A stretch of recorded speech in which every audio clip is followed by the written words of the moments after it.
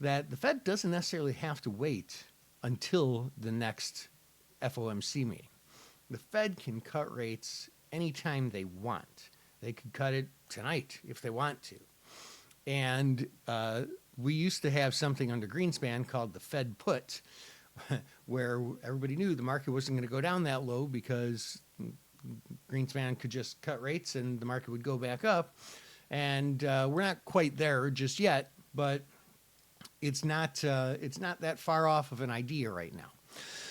Now, where do we go from here as far as trading goes? Well, here's one tried and true classic trade, and that is the old VXX. So in VXX, if you look at this chart, yeah, don't you love looking at a nice big up chart on a day like today? Well, yeah, that's because it's VXX, which is volatility ETF. So that is pretty high for the past 6 months. If we go back on a 3-year period, well, not that high, but when you take into consideration that there is a bleed that happens, basically VXX gets worth less and less and less as time passes because of how it's constructed. This right here is an opportunity.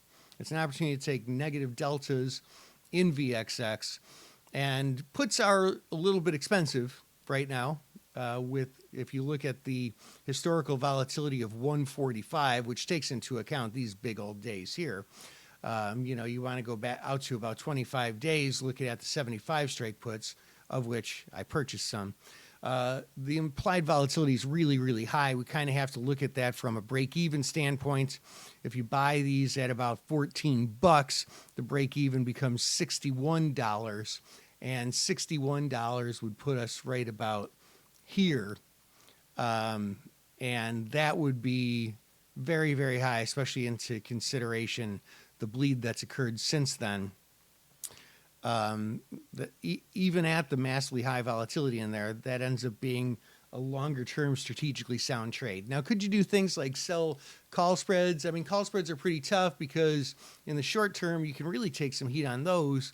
I wouldn't be wanting to sell the 90, 95 call spread or anything. The highest strike that they have listed as of right now is the 125 calls, and I'm looking at the 25-day options here. If you sold like the 120, 125 call spread, you're not going to be selling that for a whole bunch. I don't usually sell a lot of naked calls, but if you sold naked calls, they're going to charge you a lot of margin. And they can change their mind on that. That's a hidden risk of selling naked calls. Your broker can change their mind on what the margin is at the snap of a finger, and they could let you put it on for a reasonable margin now, but 2 days later they could say, you know what, we're raising the margin. You have to put in another $20,000, or else we're just going to close these calls. And those calls could be at a losing position at that time that you think is a temporarily losing position, but you're forced to take it.